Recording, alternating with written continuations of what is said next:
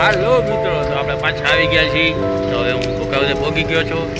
તો આ હું તમને ભૂકાવદનો ગેટ બતાવું. તો આ ભૂકાવદનો ગેટ છે. તો હું ભૂકાવદે પહોંચી ગયો છું.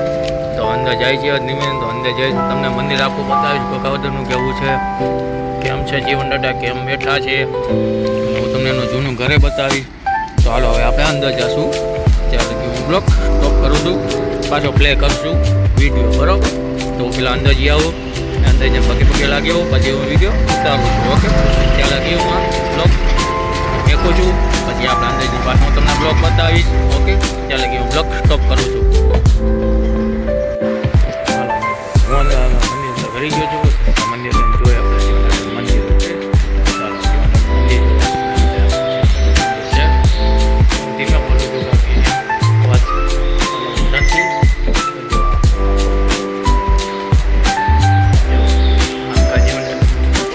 બધું છે. છોકરાને બહુ મજા આવશે. છોકરાને આવજો એમ નહીં, રવિવારે નહીં, ગમે ત્યારે આવું. મંદિર ખુલ્લું હોય, 12 માસ મંદિર ખુલ્લું હોય. ભૂકાવદનું મંદિર તમે જો, આ સમાધિ છે, આ સમાધિ છે. મંદિરમાં જો આ મામા સાહેબનો વડલો જોવા, તમે જોવો છો મામા સાહેબનો વડલો છે. મંદિરનો આગળનો ફોટો લઉં છું. લાઈવ દર્શન છે મંદિર. તો તમને આગળનો ફોટો લઈ શકું હમણાં.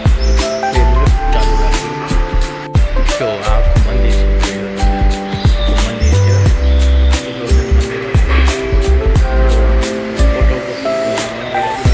લાઈવ દર્શન.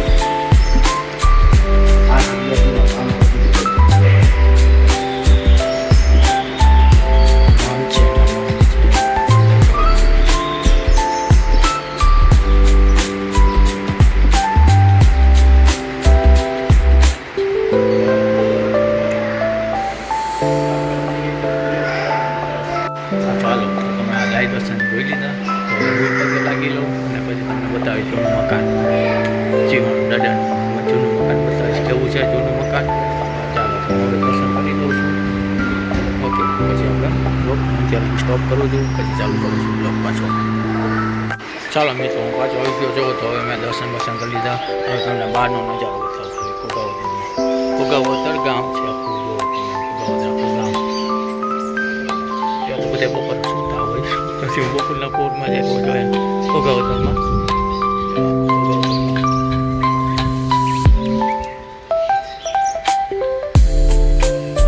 ભોગાવતર ગામ છે. તો હું પાછું મંદિર બાજુ જાઉં છું. હા, મંદિર બાજુ તો હવે જવાય નહીં. ત્યાં એમ માને છે કે મંદિર અંદર આવો ને એ બાજુ પાછું ન જવાય, પાછલા રસ્તે નીકળી જવાય. જ્યાંથી ગેટ આવતો ત્યાંથી નીકળી જવાય પાછલા રસ્તે.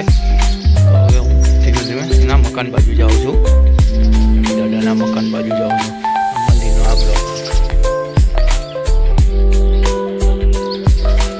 જોઈ લીધું. મંદિરનો આટલો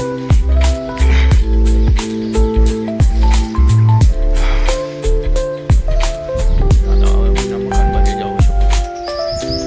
આ જીવનદાદાનું મકાન જૂનું, આ જૂનું મકાન છે આખું. મકાન બાજુ ધીમે જાઉં છું. આ મંદિરની બહાર આવી ગયું છે. જોવો તમે મંદિરની બહાર આવી ગયું. આ જૂનું મકાન છે જીવનદાદાનું. મંદિર બાજુ આ જો બહારથી કેવું લાગે છે. જો જૂનું મકાન, જીવનદાદાનું જૂનું મકાન છે. ચાલો ધીમે ધીમે અંદર જાઓ. હે જીવનદાદા, જીવનદાદાનો ગેટ બંધ જોઈ આપણે ખોલો પડે. ચાલો અંદર જાઉં છું. જો અંદર જોવો તમને નજારો ખાલી. છોકરાઓના ફોટાથી માનીને બધું છે. જો છોકરાની માનતા રાખે છે અહીંયા બધા.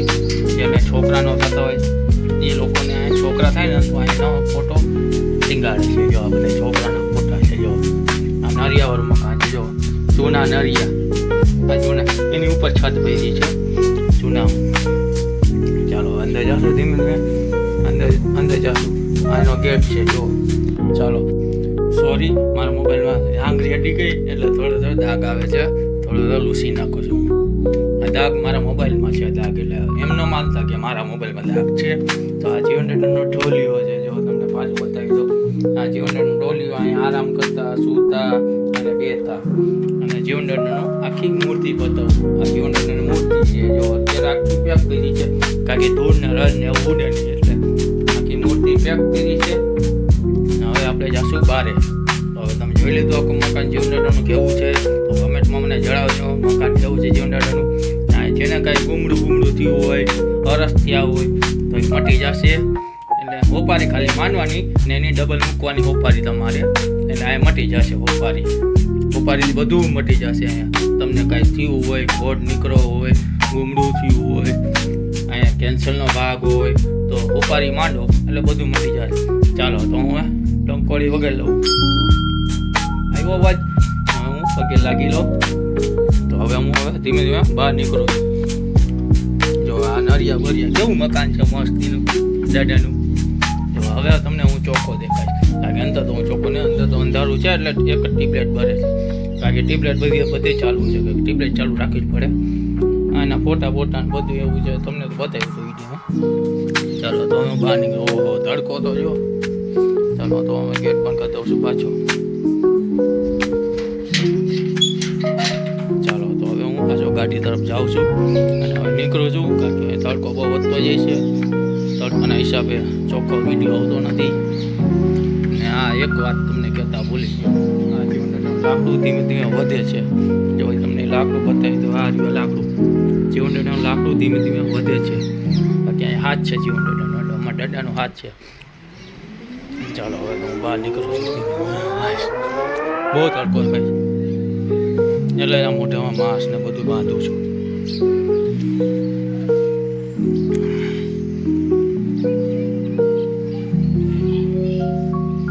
ચાલો તો હવે હું ગાડી પાછો આવી ગયો છું. તો હવે બૂટને એવું પહેરી લઉં, બાકી હવે પાછું મારે ગોંડલ નીકળવાનું છે.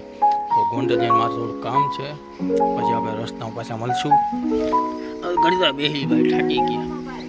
કા કઈ લઈ? Okay sorry.